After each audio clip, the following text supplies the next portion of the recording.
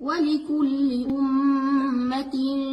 جعلنا منسكا ليذكروا اسم الله على ما رزقهم من بهيمة الأنعام فإلهكم إله واحد فله أسلموا وبشر المخبتين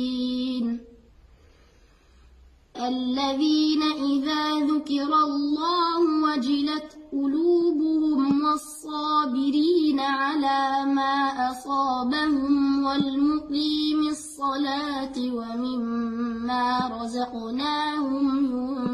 ينفقون والبدن جعلناها لكم من شعائر الله لكم فيها خير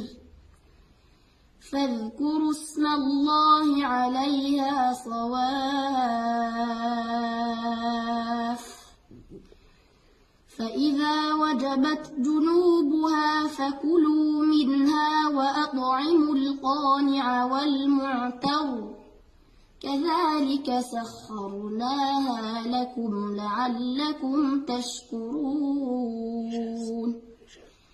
لن ينال الله لحومها ولا دماؤها ولكن